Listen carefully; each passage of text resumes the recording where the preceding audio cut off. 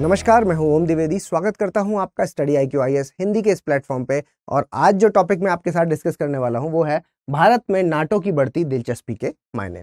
ऐसा क्या हो गया कि अचानक से नाटो को भारत में इंटरेस्ट आने लगा? क्या ये बातचीत पहले से चल रही थी या अभी अभी शुरू हुई है? सारी चीजें हम विस्तार में इसमें जानेंगे और नाटो क्या है वो भी हम देखेंगे। ठीक है, पहले खबर देख लेते हैं।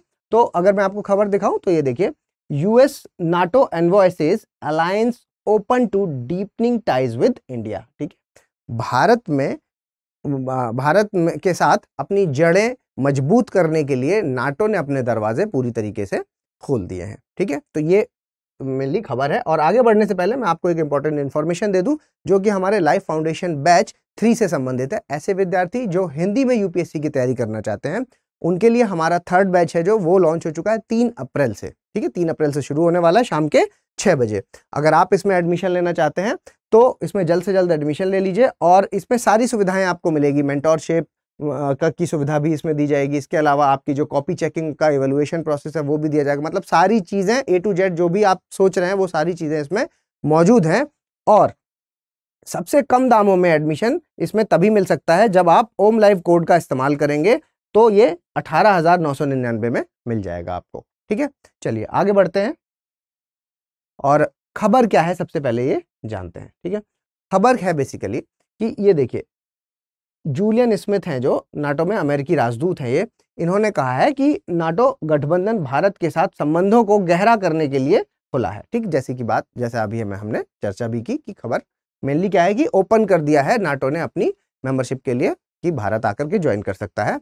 तो इसके बारे में एक इनफॉर्मल टॉक, अनौपचारिक बैठक है जो वो अभी रायसीना डायलॉग जो हुआ था मार्च में उसके दौरान हुई। ठीक है, रायसीना डायलॉग में, ठीक है, रायसीना शब्द से क्या मतलब हुआ कि देखिए अरावलीज है ना जो आपकी, वो कैसी है, ऐसा है उसका विस्तार। ठीक, तो ये है जो आपका, ये हुआ आपका नॉर्थ वेस्ट वाला पोर्शन और ये हुआ नॉर्थ ईस्ट वाला, मतलब इसी तरह से फैला हुआ है ना उसका। तो ये वाला जो पार्ट है ऊपर वाला, ठीक है, ये है रायसीना हिल्स। ठीक, यहीं पर हमारा जो राष्ट्रपति भवन बना हुआ है। तो जो हमारा रायसीना डायलॉग है वो जब वो यहीं इसी जगह पर होता है। ठीक है, तो इस पर इनफॉर्मल बात हुई थी। अब आप ये समझिए कि क्या ये बातचीत पहली बार हुई है, क्या पहले नहीं हुई थी? नहीं, ऐसा नहीं है, 2019 में। ठीक है, थोड़ा सा आपको बैकग्राउंड पता होना चाहिए कि 2019 में क्या हुआ और वहां जाने के बाद निष्कर्ष क्या निकला और हमें वहां जाने की जरूरत क्यों पड़ी। देखिए, दो हैं मेन रीजन। हमारे जो मेन आप समझते हैं कि हमारे एक तरफ पाकिस्तान और दूसरी तरफ चीन। ठीक, ये दोनों जो हमारी समस्याएं बनी हुई हैं ये बहुत लंबे समय से आपकी नाटो के साथ बातचीत में लगे हुए हैं। ठीक है, अगर मैं 2019 की बात करूं तो चीन 9 बार उनके साथ बैठक ऑलरेडी कर चुका था। अभी हालांकि उनको सदस्यता नहीं मिली है। तो ये दोनों, तो भारत को लगा कि अगर पाकिस्तान और चीन दोनों वहां पहुंच गए और उनको उनकी चीज जो है वो विश्व के एक मंच पे पहुंचेगी तो उनका नजरिया तो पहुंच जाएगा लेकिन भारत का नजरिया नहीं पहुंच पाएगा। अच्छा, ये आगे बढ़ने से पहले मैं आपको एक और बात बताऊं। नाटो सुन के आपको क्या लग रहा है? ये सिर्फ मिलिट्री अलायंस नहीं, देखिए ये एक मिलिट्री और पॉलिटिकल अलायंस दोनों है। सिर्फ मिलिट्री अलायंस नहीं है, मिलिट्री और पॉलिटिकल। तो भारत अपना पॉलिटिकल वाले पार्ट में इंटरेस्टेड है। ठीक, तो अब उसने कहा, उसको लगा कि कहीं पाकिस्तान और चीन है जो, मतलब भारत को ऐसा लगा कि पाकिस्तान और चीन को अगर ये सदस्यता मिलती है तो भारत के लिए ये एक नेगेटिव हो जाएगा। अब आपको ये चीज समझनी है कि भारत के लिए सबसे बड़ी प्रॉब्लम क्या है? चीन। ठीक,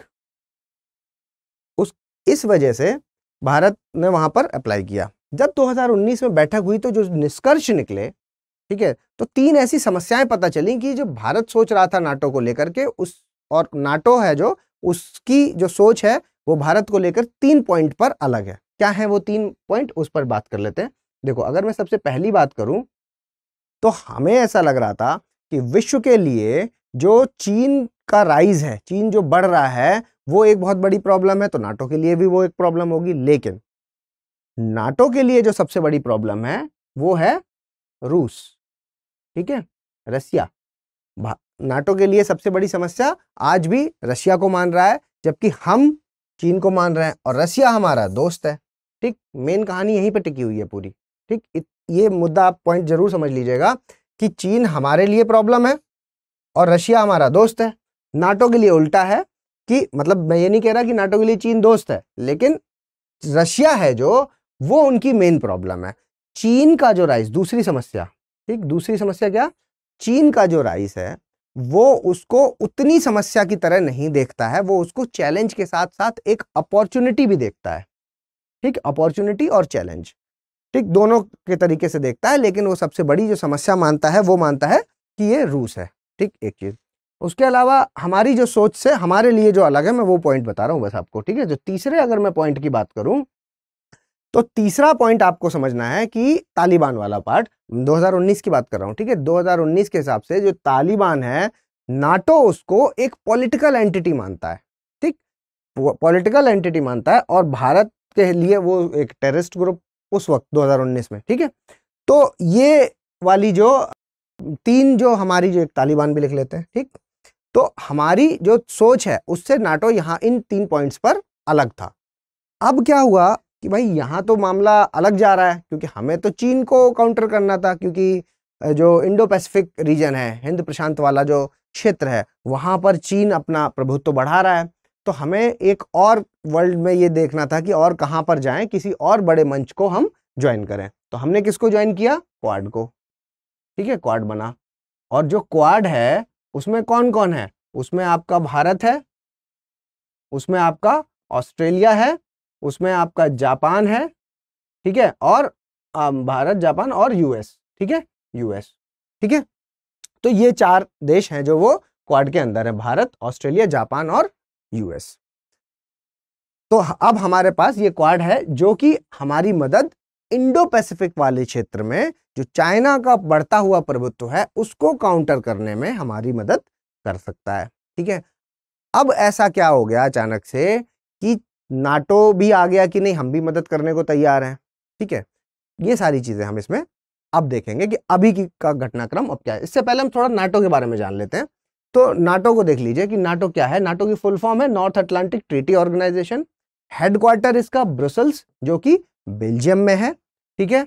और 1949 में, ठीक है, 1949 में इसका जो है इसकी स्थापना हुई है। 12 देशों ने मिलकर के इसकी स्थापना की थी। अभी अगर मैं ये बताऊं आपको कि कितने देश हैं, तो टोटल 30 इसमें इसके मेंबर हैं, जिसमें से 28 यूरोपियन देश और 2 हैं जो वो उत्तरी अमेरिका, ठीक है, यानी नॉर्थ अमेरिका के। कौन कौन, एक आपका यूएसए और एक आपका कनाडा, ठीक है। तो टोटल हो गए 30, ठीक है। तो ये है मामला इसमें। अब एक जो चीज इसका एम है वो आपको समझना होगा, मेन वही है, ठीक है। अगर मैं इसके उद्देश्य की बात करता हूं तो मेन चीज इसमें क्या है कि अगर कोई देश किसी भी देश पर अटैक करता है तो आपको ये जानना होगा कि ये सब लोगों ने, ये जितने भी देश हैं जो इसका एक अलायंस है, उन्होंने इस बात पे एक सहमति जताई है कि अगर कोई भी हमारे मेंबर कंट्रीज में से किसी मेंबर कंट्रीज पर भी अटैक होता है तो वो अटैक पूरे नाटो में माना जाएगा, ठीक है, नाटो पे माना जाएगा पूरे। इसीलिए आपने अभी चर्चा में ये चीज देखी होगी कि जब यूक्रेन के साथ रूस का युद्ध चल रहा था तो यूक्रेन ने बहुत कोशिश करी कि हम नाटो के मेंबर बन जाएं, क्योंकि उन्हें पता है कि एक बार नाटो की सदस्यता मिल गई तो क्या होगा कि फिर, और रूस से तो पहले से ही प्रॉब्लम है नाटो को, ठीक, तो अगर हम उसके सदस्य बन जाएंगे तो क्या हो जाएगा कि पूरा नाटो मेरी साइड हो जाएगा और सब मिलकर के फिर उनकी मजबूरी होगी कि लड़ना पड़ेगा, ठीक है। लेकिन हालांकि ऐसा हो नहीं पाया, तो इनडायरेक्ट हेल्प जरूर हुई है लेकिन डायरेक्ट हेल्प मेंबरशिप नहीं हुई, ठीक। चले आगे देखते हैं।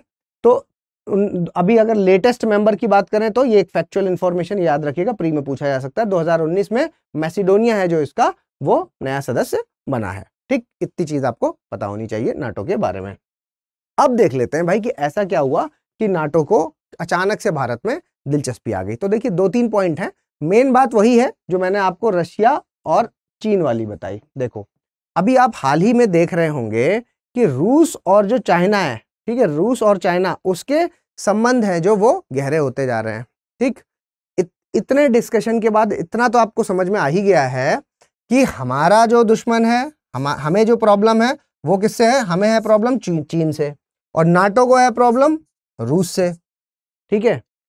और ये दोनों आपस में दोस्त बनते जा रहे हैं, हमें प्रॉब्लम है चीन से, नाटो को प्रॉब्लम है रूस से, और रूस और चीन आपस में दोस्त होते जा रहे हैं। तो अगर ये दोनों मजबूत हो गए तो इनको नाटो काउंटर करने में दिक्कत आएगी फिर रशिया को, और इधर चीन को काउंटर करने में हमें दिक्कत आएगी। ठीक है, तो हमारा दुश्मन चीन था, हम तो उसी को मेजर कंसर्न मान के उसके पास गए थे, नाटो के पास, ये उनको पता है।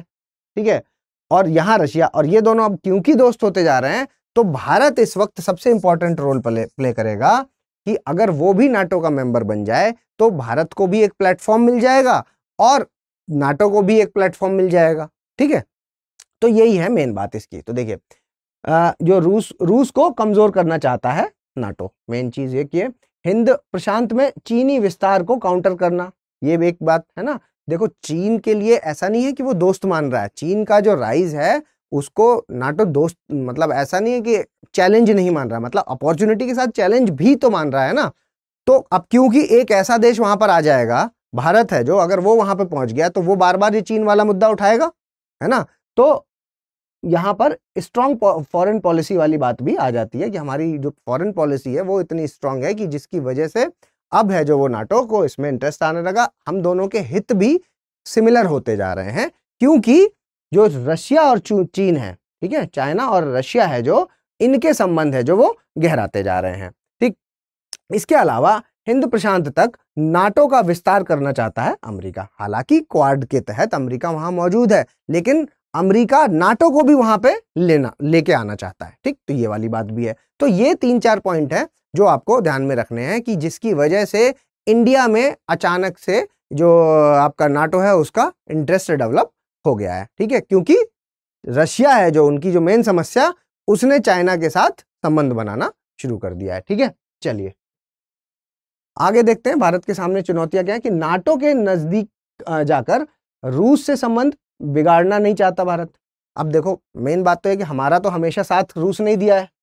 अब अगर हम नाटो के साथ मिल गए, ठीक, ये वाला पर नेगेटिव पार्ट भी तो देख लें, तो क्या होगा कि अगर हम उनसे मिल गए तो रूस से हमारे संबंध खराब होंगे, क्योंकि हमारा तो हमेशा ही सपोर्ट रूस ने किया है। ठीक, तो ये भी एक प्रॉब्लम है।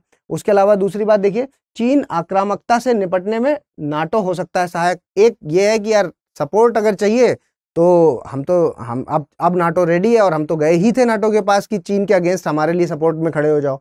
ठीक, तो ये वाली अब यह द्वंद्व वाली स्थिति है थोड़ी सी। ठीक, हिंद महासागर में अपनी पकड़ मजबूत रखने के लिए नाटो जरूरी है। ठीक, सही बात है कि क्योंकि इंडियन ओशन वाला जो पार्ट है उसमें अगर हमें अपनी पकड़ मजबूत करनी है, जहां पे चीन है जो वो अपना प्रभुत्व तो बना ही रहा है। आपने स्ट्रिंग ऑफ पर्ल सुना होगा, ठीक है, मोतियों की जो माला है, मतलब उसमें अलग अलग जो आइलैंड्स हैं उसमें अपने अपने ठिकाने बना रहा है, तो एक तरह से घेर रहा है, और ऊपर से सिल्क रूट। ठीक, तो भारत को पूरा गोल गोल घेरी तो रहा है। ठीक, तो इस वाले जो रीजन है, जो नीचे वाला रीजन है, उसमें अपनी जो प्रभुत्व है चीन ने ऑलरेडी बना रखी है, तो वहां पे काउंटर करने के लिए नाटो सहायक हो सकता है। मेन बात ये है इसमें। ठीक है, तो अपनी सामरिक स्वायत्तता को बरकरार रखना चाहता है भारत, और गुट निरपेक्षता के मूल्यों के खिलाफ है नाटो गठबंधन। ये एक पार्ट है, मतलब ये सब इसकी चुनौतियां हैं कि हम तो नाम के मेंबर हैं, गुट निरपेक्ष देश हैं। ठीक है, और वहां पर क्या है कि मिलिट्री अलायंस वाली बात भी है। ठीक, तो उसके भी अगेंस्ट जा रहा है। हमारे जो 2 प्रिंसिपल्स हैं उसके अगेंस्ट है, और लेकिन जो चाइना वाला फैक्टर है वहां पर हमारी सहायता भी कर सकता है। तो ये सब कुछ चुनौतियां हैं जो कि भारत को देखनी पड़ेंगी। ठीक है, इसके अलावा भारत के पास विकल्प के तौर पे अगर देखा जाए तो दोनों ताकतों के बीच भारत को संतुलन बनाए रखना होगा। भाई रूस से संबंध तो हम खराब कर नहीं सकते, ये तो पक्की बात है। ठीक है, अब इनसे संबंध हमें खराब करने नहीं है। नाटो ने भी कह दिया कि नहीं, हमारे पास आओ, तो कुछ ना कुछ ऐसे करके बीच का रास्ता हमें निकालना होगा। और हमेशा जब भी ऐसी स्थिति आती है, जब बीच का रास्ता निकालने की बात आती है, तो नॉन अलाइन मूवमेंट मतलब गुट निरपेक्षता ही है जो हमारा हमेशा साथ देती है। ठीक है, अपनी महत्वपूर्ण रणनीतिक पारिस्थितिकी को लाभ ले सकता है। रूस के जरिए चीन को साधा जा सकता है, ये बात भी सही है, क्योंकि अभी तक भी तो हम रूस की ही मदद से चाइना को काउंटर करते आए हैं। तो मेन बात यहाँ पर यही है कि विकल्प के तौर पे अगर देखा जाए तो हमें एक बैलेंस मेंटेन करके रखना होगा, जिसमें हमें रूस को भी अपने सपोर्ट में रखना होगा और नाटो को भी अपने सपोर्ट में रखना होगा। ठीक है, और क्योंकि हम एक तरह से एक क्षेत्रीय ताकत है, ठीक है, अगर हम ये बोलें कि हिंद प्रशांत सागर में हम क्षेत्रीय ताकत हैं और जहां पर हम ये दावा कर सकते हैं कि रीजनल पावर, इंडिया एक रीजनल पावर के तौर पर उभर रहा है। ठीक है, तो ये सब कुछ विकल्प हमारे पास हैं। इसके अलावा जो क्वाड वाला विकल्प है वो तो है ही है। ठीक, चलिए, तो मेरे ख्याल से ये इन्फॉर्मेशन आपको पसंद आई होगी, तो प्लीज लाइक, शेयर और सब्सक्राइब कर दीजिए। और अगर आप मुझे कुछ सजेशन देना चाहें तो कमेंट बॉक्स में बता दीजिए, या फिर om.narayan@studiiq.com पे आप मुझे मेल कर दीजिए। और ये @omdivedi007 मेरा पर्सनल टेलीग्राम यूजर नेम है, जिस पर आप मुझे डायरेक्ट मैसेज कर सकते हैं। ये मेरा टेलीग्राम चैनल है, ठीक है, ओम द्विवेदी स्टडी IQ, जिस पर आप मुझे फॉलो कर सकते हैं। जल्दी मिलेंगे अपने अगले लेक्चर के साथ, तब तक के लिए धन्यवाद।